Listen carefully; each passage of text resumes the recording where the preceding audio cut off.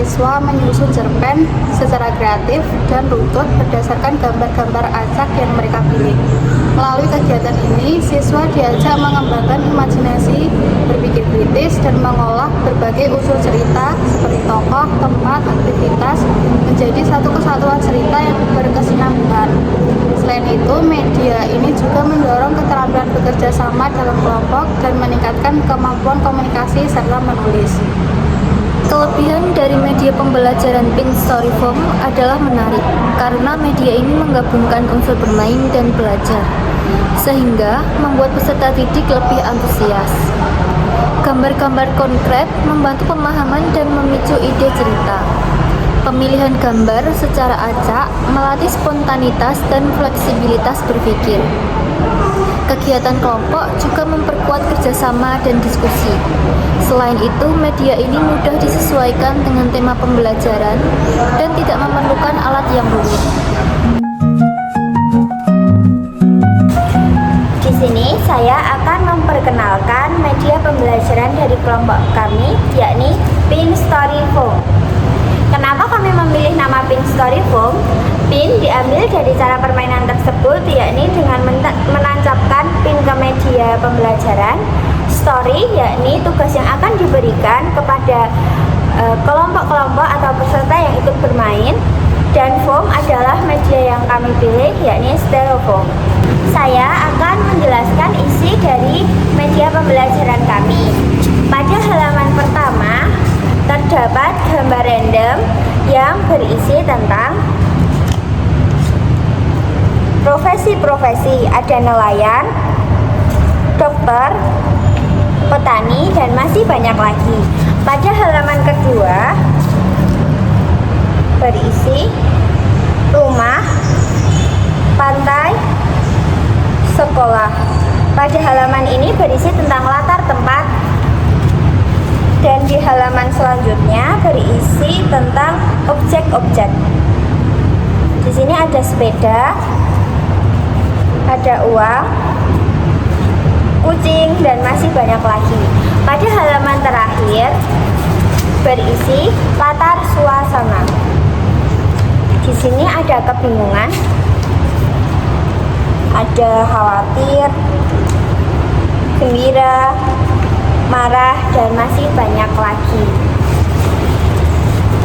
Untuk bermain permainan ini, peserta didik akan diminta membuat kelompok. Masing-masing kelompoknya beranggotakan 5 orang. Setelah membuat kelompok-kelompok tersebut akan menentukan ketua kelompok yang akan maju ke depan untuk memilih undian. Setiap kelompok akan mendapat nomor undian. Nomor undian ini digunakan untuk urutan bermain Pink Storyfoam. Apabila kelompok 6 mendapatkan urutan pertama, maka kelompok 6 akan maju terlebih dahulu.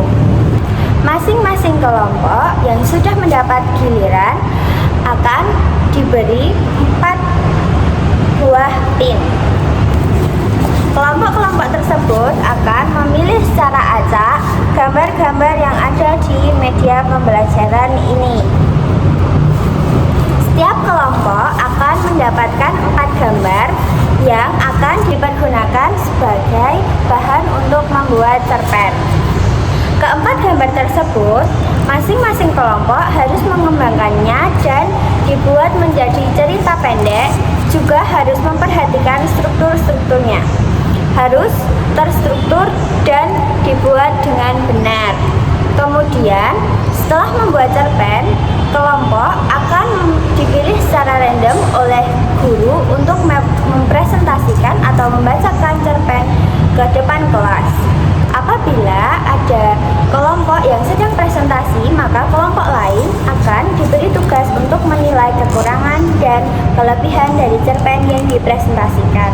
Untuk lebih lanjut, mari kita ke prakteknya.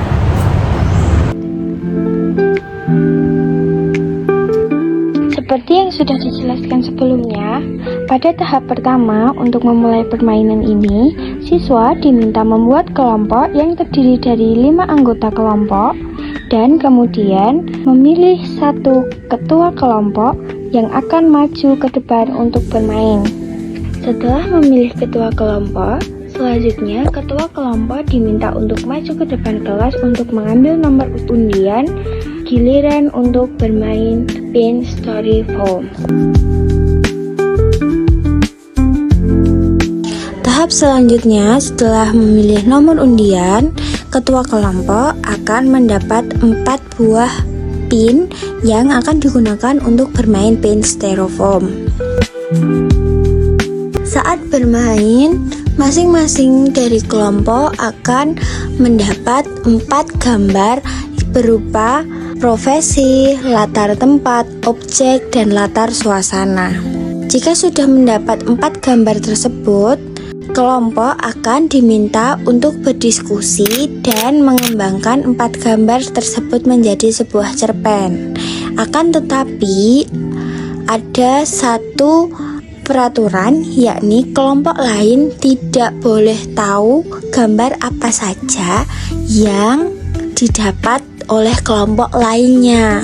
Itu hanya diketahui oleh kelompok yang mendapat dan guru.